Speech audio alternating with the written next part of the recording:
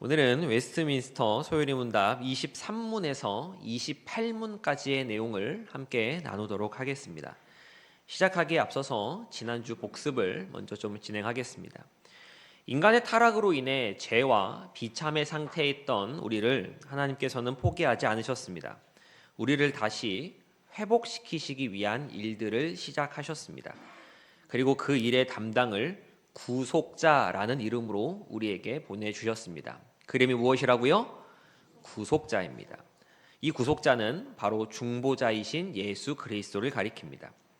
20문에서 22문까지 지난주에 배웠던 함께 살폈던 내용은 이 구속자가 누구인지에 대해 또 하나님이신 그분이 어떻게 인간의 몸으로 오실 수 있었는지에 대해서 설명을 합니다. 그리고 오늘부터 이어지는 23문부터는 구속자이신 중보자 그리스도께서 어떤 일을 하셨는지에 대해서 이야기를 합니다. 23문에서 먼저 개요를 설명한 뒤에 24, 25, 26문에서는 직분을 설명하고 27, 28문에서는 지위, 상태를 설명을 합니다. 우리가 익히 들어본 표현들이 이제 나올 텐데 하나씩 살펴보면서 이 내용들이 무엇을 말하고 또 무엇을 의미하는 것인지 함께 나눠보도록 하겠습니다. 우리 52쪽을 펴보겠습니다. 23문입니다. 52쪽 23문입니다. 제가 질문을 읽겠습니다. 그리스도께서 우리의 구속자로서 무슨 직분을 수행하십니까? 우리의 구속자로서 낮아지심과 높아지심의 상태에서 선지자와 제사장과 왕의 직분을 우리 23문의 답에 먼저 네모 표시를 좀 해보겠습니다. 두 곳에 표시를 할 텐데 상태라고 하는 것에 네모를 한번 쳐주시고 직분이라고 하는 곳에 이제 형광펜이나 네모칸으로 그려주시면 좋겠습니다. 상태, 직분 이렇게 두 곳입니다. 상태와 직분. 23문은 그리스도께서 구속자로 행하시는 방식을 묻습니다. 무엇을 묻는다고요? 방식입니다.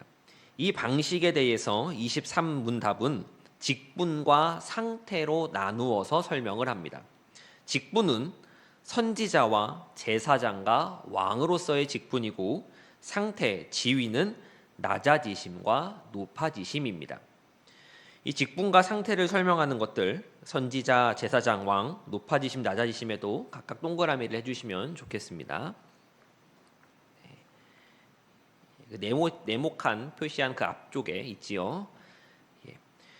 이 소요리 문답은 예수 그리스도의 사역을 선지자, 제사장, 왕의 세 직분과 낮아지심, 높아지심의 두 상태로 설명을 합니다. 이것은 교회가 지난 2000여 년 동안 그리스도의 사역에 대해, 즉 그리스도께서 오셔서 이 땅에서 어떤 일을 어떻게 행하셨는가 이것에 대해 어떻게 하면 치우치지 않고 더 잘 가르치고 전달할 수 있을까 고민한 결과입니다. 예수님의 제자들이나 초창기의 교사들은 자신들이 직접 보거나 전해 들은 것을 다른 사람에게 이야기해주는 그런 구전 전달의 방식으로 전달을 했겠지만 점점 같은 질문들, 정형화된 질문들이 나오기 시작하고 또 이에 대답하면서 이러한 설명의 방식, 세 직분과 두 상태에 대한 이러한 설명 방식이 정립된 것입니다. 그리고 이와 더불어서 예수님께서는 그때그때 생각나는 대로 의식의 흐름대로 일하시는 것이 아니라 하나님의 영원 전부터 확정된 계획에 의해 체계적으로 어떻게 해요? 체계적으로 일하셨다라는 이 사실을 낮아지심과 높아지심 속에서 설명하는 것이라고 말씀드릴 수 있겠습니다. 이 큰 줄기의 설명만 23문에서 하고 세부 내용은 각각의 문답에서 좀 더 보도록 하겠습니다. 먼저 직분입니다. 중보자 예수 그리스도께서는 선지자, 제사장, 왕 이렇게 세 가지 직분을 수행하신다라고 말합니다. 이것을 가리켜서 그리스도의 삼중직이라고 이야기를 하지요. 들어보신 적 있으실 겁니다. 선지자에 대해서는 24문에서, 제사장에 대해서는 25문에서, 왕에 대해서는 26문에서 내용들을 다룹니다. 이 세 가지 직분의 특징은 기름 부음을 받는다라고 하는 것입니다. 무엇을 받는다고요? 기름 부음을 받는 자입니다. 그리스도의 뜻이 기름 부음을 받은 자라는 뜻이지 않습니까? 그런 점에서 그리스도는 이 세 직분의 통합이다라고도 말할 수 있을 것 같습니다. 구약에서도 이 직분들을 수행한 사람이 있었습니다. 선지자로도 수행했었고 제사장으로도 왕으로도 수행한 사람들이 있었지만 이들은 말 그대로 사람이 수행했기 때문에 완전한 중보의 사역을 감당하지 못했습니다. 하지만 그리스도께서 오셔서 이 모든 직분을 혼자 완벽하게 완성하셨습니다. 또한 예수님께서는 그냥 내키는 대로 발길 닿는 대로 다니시며 복음을 전파하는 것이 아니라 영원 전부터 계획하신 그대로 성부 하나님의 뜻에 따라 순종하셨습니다. 그 과정을 낮아지심과 높아지심으로 설명을 하는데 이 낮아지심을 예전에 한자 말로 비하라고 이야기를 하고 27문에서 다루며 높아지심을 승귀라고 말하며 28문에서 다룹니다. 그래서 이것들을 이제 예전의 이제 단어들로 용어들로 설명을 하면 그리스도의 삼중직과 그리스도의 비하와 승귀라고 그렇게 신학적으로 표현을 하기도 합니다. 예수님께서는 낮아지심으로 새 직분을 이루시고 또한 높아지심으로 이 새 직분을 완성하셨다라고 그렇게 말할 수 있겠습니다. 이제 각각의 내용들을 조금 더 자세히 보도록 하겠습니다. 우리 한 장 넘기셔서 교재 54쪽 24번 문답입니다. 제가 질문을 읽겠습니다. 그리스도께서 선지자직을 어떻게 수행하십니까? 그리스도께서 우리를 구원하시기 위한 하나님의 뜻을 그분의 말씀과 성령으로서 우리에게 계시함으로 선지자직을 수행하십니다. 이 24문은 선지자 직분에 대해서 설명을 합니다. 어떤 직분이라고요? 선지자 직분입니다. 우리 빠른 내용 파악을 위해 좀 표시를 해보도록 하겠습니다. 간단하게 우리 그리스도께서 24답 시작하는 그리스도께서 여기에 먼저 이제 네모를 해주시고 여기에 이어서 이제 끝에 가시면 우리에게 계시함으로 여기에 표시를 해주시면 되겠습니다. 그리스도께서 우리에게 계시함으로라고 하는 두 부분입니다. 예수님께서는 선지자직을 어떻게 수행하시는가라고 하면 우리에게 계시함으로, 우리에게 무엇 하심으로요? 계시하심으로 수행을 하십니다. 이게 뼈대이고 이 뼈대에 이제 추가 설명이 붙습니다. 직분을 수행하시는데 우리에게 계시함으로써 직분을 수행하시는데 무엇을 계시하시는가라고 하면 구원하시기 위한 하나님의 뜻을 계시하십니다. 그럼 이 구원하시기 위한 하나님의 뜻을 어떻게 계시하십니까? 그분의 말씀과 성령으로 하십니다. 라고 말씀을 드릴 수 있겠습니다. 그래서 무엇을 계시하시는가? 구원하시기 위한 하나님의 뜻이고 어떻게 계시하시는가? 그분의 말씀과 성령입니다. 이 선지자는 일종의 대변인이라고 생각을 하시면 좋습니다. 하나님의 말씀을 전하는 사람이 바로 선지자입니다. 선지자는 시대의 악함을 고발하고 부정한 왕이나 공직자들에게 경고하며 하나님의 말씀을 선포했던 그러한 일을 감당한 사람이었습니다. 악한 세대에서 돌이키라고 꾸짖고 회개하며 돌이키는 자에게는 구원자가 계심을 선포하며 위로의 메시지를 주기도 했었습니다. 그리고 마지막 선지자로서 세례 요한이 외친 것은 회개하라 천국이 가까이 왔다라고 하는 것이었습니다. 예수님 이전에 있었던 인간 선지자들, 모든 선지자들이 전했던 가르침의 핵심은 우리의 구원을 위해 하나님께서 베푸시는 계획입니다. 우리의 구원을 위해 하나님께서 베푸시는 계획. 예수님께서 우리에게 오셔서 궁극적으로 가르치신 것도 마찬가지입니다. 수많은 선지자들이 이미 이야기했던 내용을 완전하게 드러내신 것입니다. 완전하게 무엇 하셨다고요? 드러내셨습니다. 그것은 우리 구원을 위한 하나님의 뜻이었고 그것을 말씀과 성령으로 우리에게 나타내 보이셨습니다. 예수님께서는 우리에게 계시함으로, 즉 드러내심, 나타내심으로 선지자 직분을 수행하셨다라고 하는 것을 기억하시면 되겠습니다. 또 한 장 넘기셔서 우리 56쪽 25문 보도록 하겠습니다. 25문 읽겠습니다. 그리스도께서 제사장직을 어떻게 수행하십니까? 그리스도께서 단번에 자기를 희생 제물로 드려 하나님의 공의를 속상하시며 우리를 하나님과 더불어 화목하게 하시고 우리를 위하여 끊임없이 중보하심으로 제사장직을 수행하십니다. 25문은 제사장의 직분에 대해서 이야기를 합니다. 어떤 직분이라고요? 제사장 직분입니다. 우리 펜을 들어서 표시해 보겠습니다. 세 부분에 표시를 할 텐데요. 먼저 하나님의 공의를 속상입니다. 하나님의 공의를 속상. 여기에 먼저 네모를 펴주시고, 다음으로 하나님과 더불어 화목입니다. 하나님과 더불어 화목. 그리고 마지막으로 끊임없이 중보하심. 끊임없이 중보하심. 여기에 표시해 주시면 되겠습니다.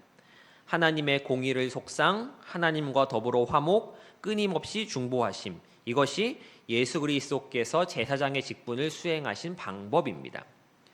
이 25문의 답을 보면 이제 속상이라고 하는 말이 나옵니다. 속상. 이거는 속이 상한다라는 말이 아니라 만족이라고 이해하시면 됩니다. 만족. 우리 속상 옆에 만족이라고 적어주시면 되겠습니다. 만족. 네. 우리가 이제 세 부분, 하나님의 공의를 속상, 하나님과 더불어 화목, 끊임없이 중보하심, 이렇게 세 부분에 표시를 해야 하는데, 이것은 이 순서에 따라 차례대로 진행이 됩니다. 예수님께서는 자기 자신을 제물로 드리심으로 하나님의 공의를 완전히 만족시키셨고 속상하셨고, 그 결과로 하나님과 사람을 화목하게, 조금 더 쉬운 표현으로는 화해, 중재하셨으며 지금도 끊임없이 우리를 위해 간구하심으로, 중보하심으로 제사장의 직무를 수행하고 계신다라고 말할 수 있는 것입니다. 이 제사장은 하나님 앞에 사람을 대표하여, 누구를 대표하여요? 사람을 대표하여 제물로 제사 드리는 일을 했고 백성들을 위해 중보하는 일을 담당하였습니다. 이 제사라고 하는 것은 사람이 지은 죄의 값을 동물들에게 대신 지도록 하는 것인데, 죄의 값이 사망이다 보니 동물을 죽여서 그 피를 쏟고 제단에서 그 고기를 태워야 했습니다. 그러나 단순히 동물을 죽이는 것만으로는 근본적인 죄의 문제를 해결할 수 없었습니다. 하나님의 공의를 만족시킬 수 없었다. 하나님의 공의를 속상할 수 없었다라는 것입니다. 그래서 죄 없으신 예수님께서, 하나님이신 그분께서 인간의 몸으로 이 땅에 오셔서 자기 자신을 희생제물로 드리심으로 하나님의 공의를 속상, 만족해 하신 것입니다. 예수님께서는 그렇게 하나님의 공의를 만족시키시고 우리를 하나님과 화목해 하시며 우리를 위해 끊임없이 간구하고 계십니다.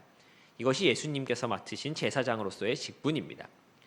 자, 이제 다음 넘기셔서 우리 58쪽 26문 보도록 하겠습니다.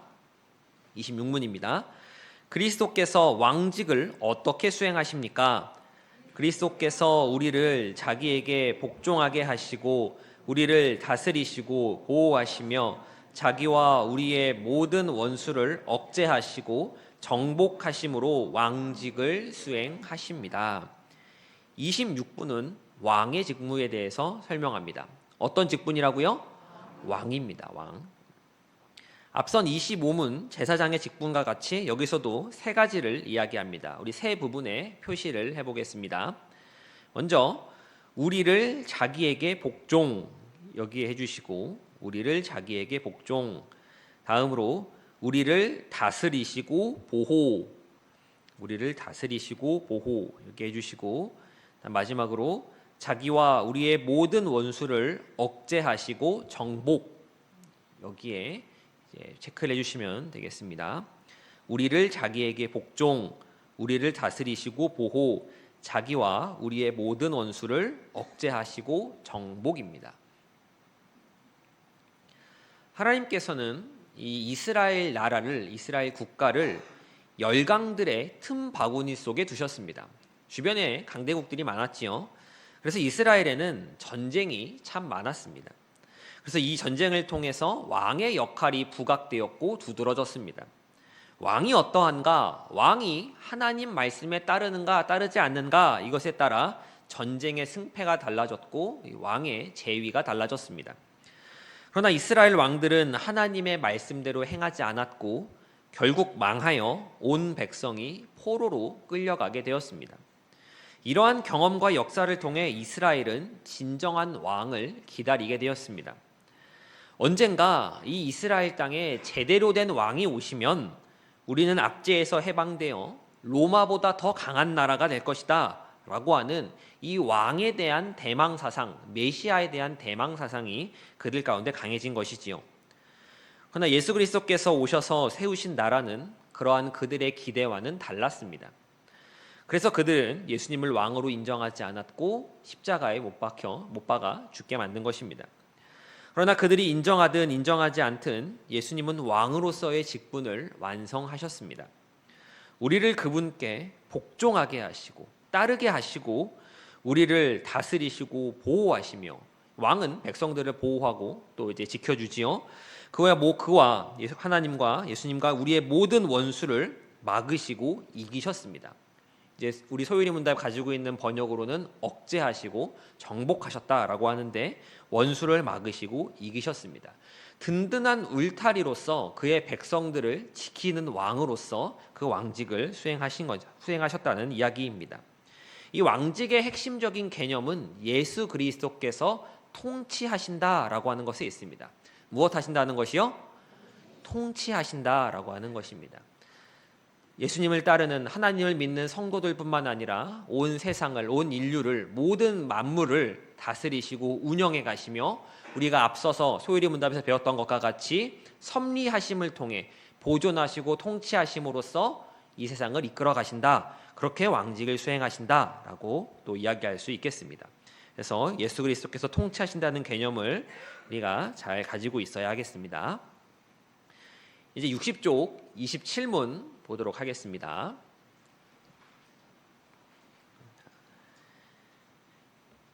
제가 27문 읽겠습니다. 그리스도의 낮아지심이란 무엇입니까?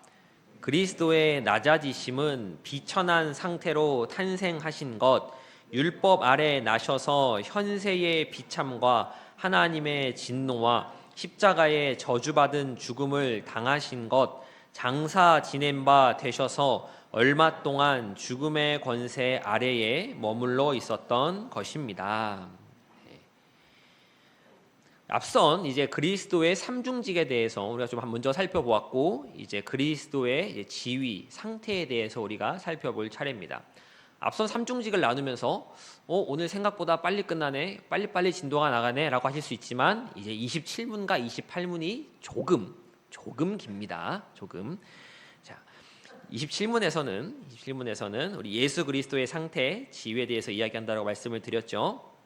자, 그런데 우리가 23문에서, 오늘 우리가 배우는 이 23문에서 낮아지심과 높아지심의 상태에서 선지자와 제사장과 왕의 직분을 수행하십니다 라고 그렇게 배웠는데, 24문에서 이 비하와 승기, 낮아지심과 높아지심으로 바로 들어가는 것이 아니라 그리스도의 삼중직을 먼저 이야기합니다.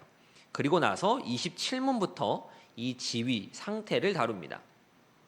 다시 말씀드리면 23문에서 우리가 배운 것은 낮아지심과 높아지심의 상태에서 선지자와 제사장과 왕직을 수행하신다라고 배웠는데, 먼저 선지자가 나왔지요. 23문의 단문 순서라면 먼저 상태를 말하고 삼중직을 말해야 할 것 같은데, 소유리 문답의 순서는 그렇지 않습니다. 그 이유는 아주 단순합니다. 이 웨스트민스터 소유리 문답 영어 원문상으로는 삼중직이 먼저 나오고 그 다음으로 상태를 설명합니다.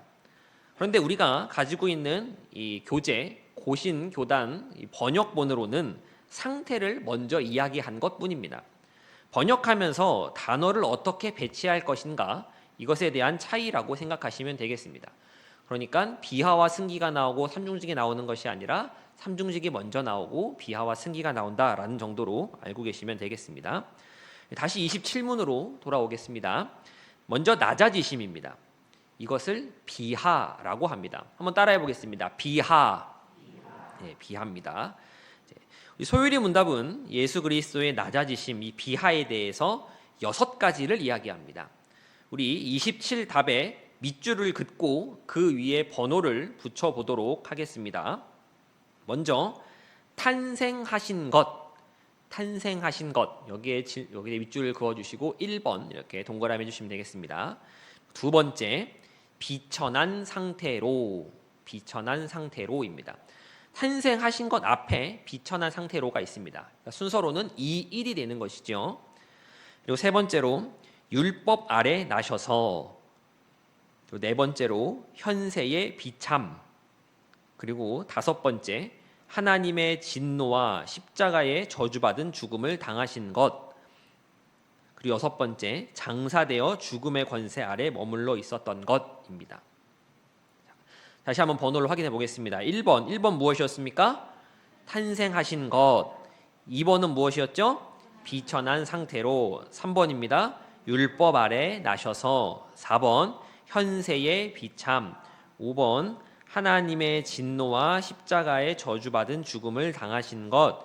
마지막 6번째 장사되어 죽음의 권세 아래 머물러 있었던 것입니다. 이것이 바로 예수님의 낮아지심, 비하의 6가지입니다. 우리 교재에는 비천한 상태로 태어나신 것, 비천한 상태로 탄생하신 것이라고 이제 한 번에 묶여 있는데, 이 원문을 보면 태어나셨다 그리고 낮은 상태로라고 이제 끊어주고 있습니다. 하나님이신 그분께서 인간의 육체로 오셨다, 태어나셨다라고 하는 것 자체가 이미 가장 큰 낮아지심을 이야기하고 있다라고 할 수 있는 것이지요. 우리가 가진 비천한 상태로 태어났다라는 번역이 잘못되거나 틀린 것은 아닌데, 구별을 하면 좀 더 좋을 것 같아서 탄생과 비천을 나눴습니다. 인간의 육신으로 오신 예수님께서는 구유에 누이셨기에 이제 비천, 낮은 상태로 오셨다라고 하는 것이지요. 이 6개의 낮아지심은 시간 순서입니다. 어떤 순서라고요? 시간 순서입니다. 제가 앞서서 예수님께서 이 땅에서 사역을 하실 때 그저 의식의 흐름대로 발길 닿는 대로 떠돌아다니시면서 그렇게 마구잡이로 사역하신 것이 아니라 영원 전부터 계획하신 하나님의 뜻에 따라 순종하심으로 그 일들을 진행하셨다라고 말씀을 드렸습니다. 이 낮아지심과 우리가 뒤에 이어 살펴볼 높아지심, 이것들이 시간 순서로 이어진다라고 하는 것은 하나님께서 여기에 맞춰서 그렇게 일을 하셨다, 체계적으로 계획적으로 진행하셨다라고 이야기할 수 있는 것입니다. 그래서 6개의 낮아지심은 시간 순서이고 태어나셔서 죽으심까지를 이야기합니다. 어디서부터 어디서까지요? 태어나심부터 죽으심까지입니다. 혹시 이를 보시면서 우리 예수님 부활하셨는데 부활은 어디 있나요? 라고 하실 수 있는데, 부활은 다음 28문인 높아지심에서 등장을 하게 됩니다. 이 죽으심까지를 낮아지심, 비하로 우리가 이해를 한다라고 생각하시면 되겠습니다. 각각의 내용들을 짧게 살펴보도록 하겠습니다. 먼저 출생입니다. 앞서 말씀드린 것과 같이 하나님이신 그분께서 인간의 육체로 오셨다, 탄생하셨다, 출생하셨다라는 것 자체가 이미 낮아짐입니다. 그리고 두 번째, 비천한 상태입니다. 이 비천한 상태라고 하는 것은 크게 2가지를 이야기합니다.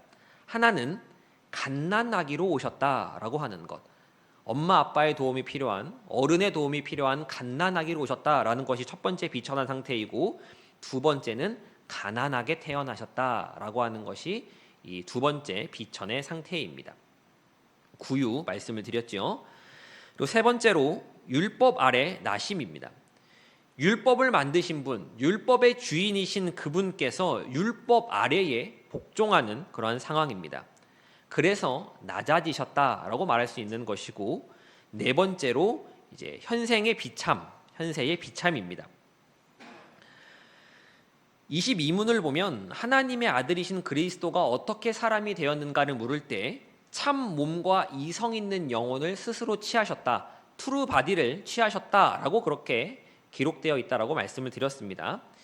이 사람이 살다 보면 병치레도 하고 마음고생도 하고 늙어갑니다. 고생을 하고 고난을 겪습니다.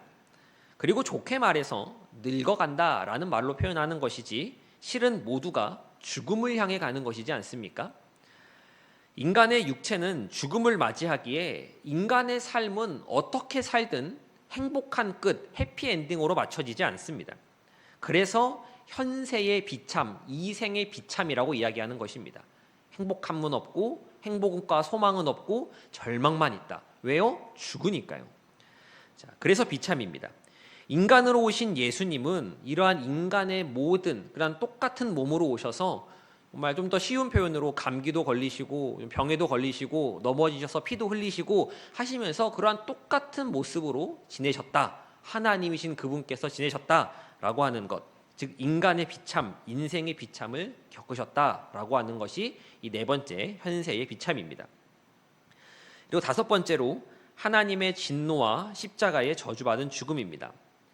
내가 받아야 할 진노를 무죄하신 그분께서 대신 받으셨고 십자가에서 성부 하나님과 단절됨을 경험하시며 고통을 받으셨습니다. 그래서 낮아지심이라고 표현을 하는 것입니다. 그리고 마지막 여섯 번째로 만왕의 왕 만주의 주이신 그분께서 죽음의 권세 아래에 머물러 계셨습니다. 그래서 낮아지심이라고 이야기를 하는 것입니다. 이것이 우리의 구속자이자 중보자 예수 그리스도께서 하신 낮아지심입니다. 우리가 예수님의 낮아지심을 좀 가볍게, 좀 간단하게 이해하고 넘어갈 때가 종종 있는데, 우리가 앞서서 인간의 타락 부분에서 배운 것과 같이 인간의 타락으로 인해 인간이 처하게 된 상태, 죄의 상태와 비참의 상태가 얼마나 끔찍한 것인가, 인간이 놓이게 된 그 상황이, 추락하게 된 그 상황이 얼마나 끔찍한 것인가, 이것을 생각할 때 예수님께서 사람의 몸으로 이 땅에 태어나셨다, 똑같이 현생의 비참을 겪으셨다, 죽음의 권세 아래 있으셨다라고 하는 것은 정말 말이 안 되는 기가 막히는 내용인 것입니다. 그냥 인간이 좀 되시면 안 되나, 하나님은 전능하시니까 뭐 인간이 되시는 그 정도야 별거 아니지 않을까 하는 그러한 수준이 아닌 것입니다.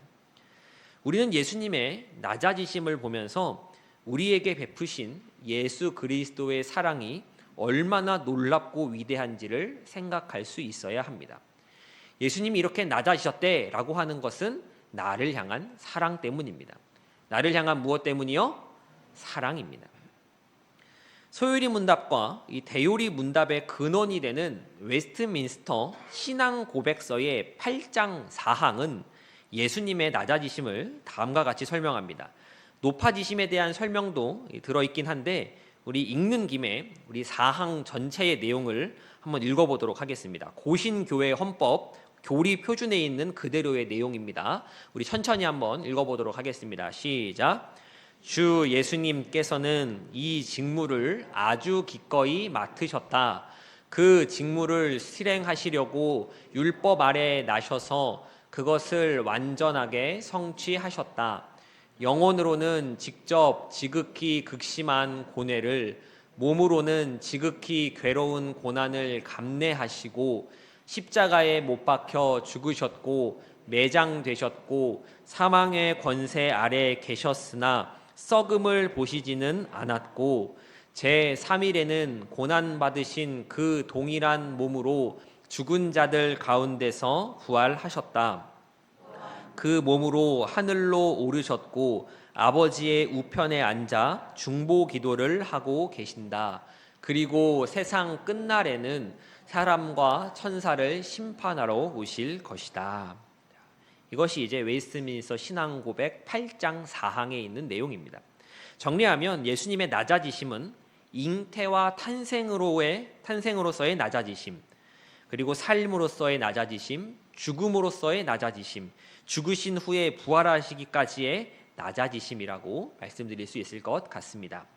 자, 이제 오늘의 마지막 높아지심, 승귀를 보도록 하겠습니다. 62쪽 28문입니다. 제가 읽겠습니다. 그리스도의 높아지심이란 무엇입니까? 그리스도의 높아지심은 것과 하늘에 오르신 것과 하나님 아버지의 우편에 앉아 계신 것과 날에 세상을 심판하러 오시는 것입니다.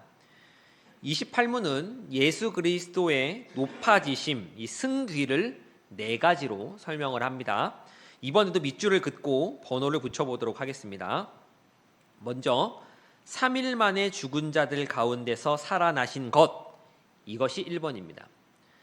3일 만에 죽은 자들 가운데서 다시 살아나신 것, 이것이 1번이고, 이어서 하늘에 오르신 것, 이것이 2번입니다. 하늘에 오르신 것, 이것이 2번입니다.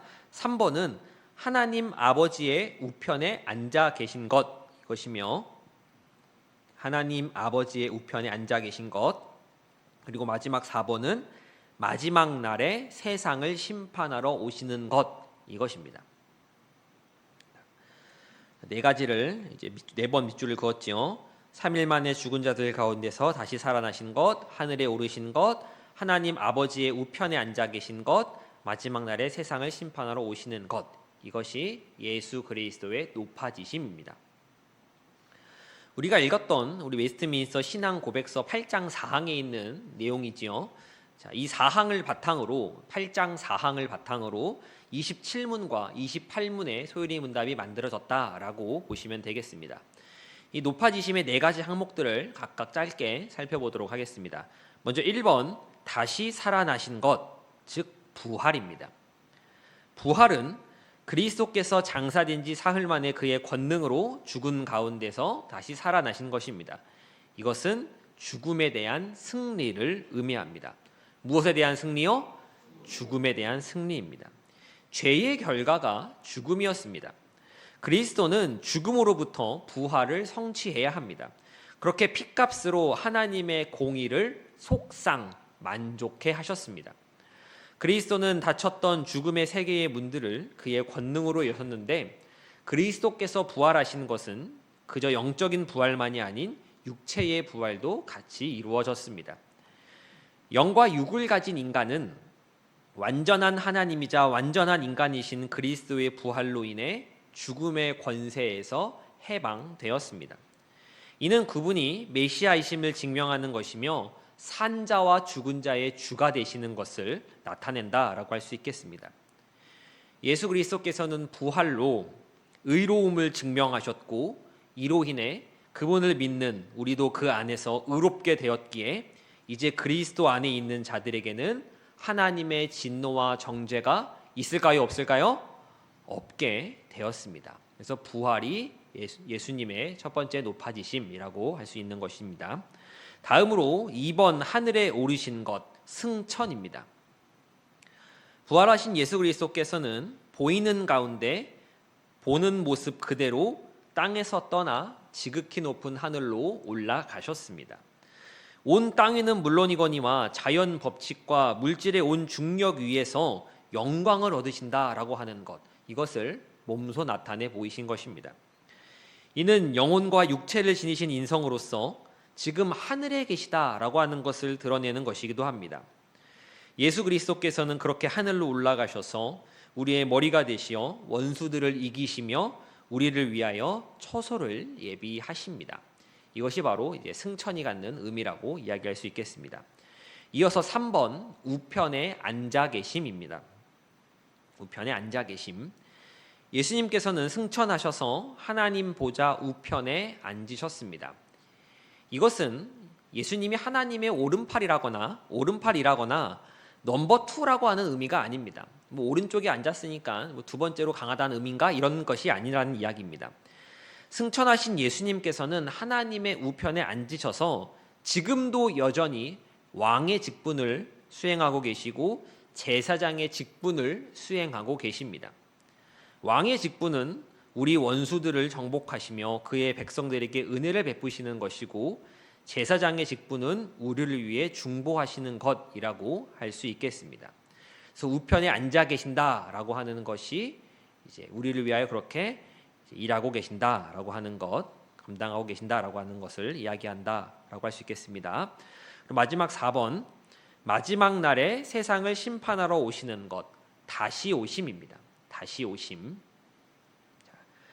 예수님의 높아지심은 예수님께서 이 땅에 다시 오실 때 완벽하게 그리고 분명하게 나타나고 드러납니다. 주의 날, 크고 두려운 날이 임하게 되면 주님은 그의 백성에게 자비를 베푸시고 그의 적들을 심판하실 것입니다.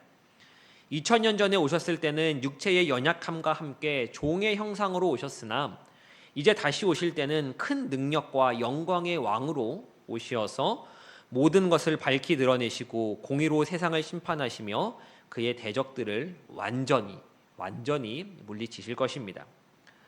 이것이 예수님의 다시 오심, 높아지심에 대한 네 번째 설명입니다. 우리가 그리스도의 높아지심을 통해서 이 네 가지 이 승귀의 모습을 통해서 우리가 제대로 알고 또 잊지 말아야 하는 것은 부활, 승천, 우편, 다시 오심 이러한 순서를 외우는 것이 아니라 하나님 우편에 우리를 위해 중보하시는 대제사장이 있다라고 하는 사실을 기억하는 것입니다. 높아지심을 통해 우리가 정말 보아야 하는 것은 하나님 우편에 우리를 위하여 중보하시는 대제사장이 계시다라고 하는 것이죠. 그분께서는 완전한 하나님이시자 완전한 인간으로서 부활하여 승천하신 뒤에 지금까지 그리고 앞으로도 우리를 위하여 중보하시고 우리를 중재하고 계시는 것입니다. 우리가 마치 아무 문제도 없고 하나님 앞에서 떳떳한 것처럼 생각할 수 있지만 여전히 우리의 연약함을 동정하시는, 우리의 연약함을 체휼하시는 그리스도의 중재로 우리가 존재할 수 있다라고 하는 것을 기억해야 합니다. 우리는 온전히 그리스도의 공로로 살아가는 것입니다. 그분의 낮아지심과 그분의 높아지심을 통해 그분의 공로를 힘입어 살아가는 것이지요. 그리고 그 공로로 말미암아 염려하지 않고 두려워하지 않고 담대하게 나아갈 수 있음을 기억하시는 저와 성도님들의 신앙이 되시기를 간절히 소망합니다. 내용을 정리하도록 하겠습니다. 오늘 소율이 문답 23문에서 28문까지의 내용을 함께 나눴습니다. 하루에 6개를 한 번에 나눈 적은 처음이었죠. 그리스도의 삼중직에 대해서 그리고 삼중직에 대해서 선지자, 제사장, 왕의 직분을 수행하심을 다시금 살펴보았고 그리스도의 지위 또 혹은 상태라고 할 수 있는 낮아지심과 높아지심에 대해서 이 비하와 승기에 대해서도 배워보았습니다. 우리의 유일한 구속자, 어떤 구속자요? 유일한 구속자, 중보자 예수 그리스도께서 어떤 일을 하셨는가에 대해서 우리가 알아본 것인데 이러한 배움을 통해서 그리스도의 삼중직과 비하와 승기를 통해서 우리가 분명하게 바라보아야 하는 것은 그렇구나, 외워야겠다, 알고 있으면 되는구나 라고 하고 끝나는 지식적 알미 아니라 예수 그리스도께서 죄인된 우리에게, 나에게 베풀어 주신 은혜와 사랑을 볼 수 있어야 합니다. 그리스도의 은혜와 사랑을 보아야 하고 느껴야 하는 것입니다. 그것이 우리가 소율이 문답을 배우는 목적이고 이유입니다. 그냥 교리 문답을 정리해 놓은 것을 배워서 지식을 넓히겠다, 이것이 우리가 소율이 문답을 배우는 목적이 아니라 이 배움을 통해 하나님께서 우리에게 얼마나 크신 은혜를 베푸셨는가, 내가 얼마나 놀라운 사랑을 받고 있는가라고 하는 것을 알아가는 것입니다. 나를 향한 은혜와 사랑을 알고 주께로 나아가는 것만이 우리의 유일한 소망임을 붙드시는 저와 성도님들의 신앙이 되시기를 간절히 소망합니다.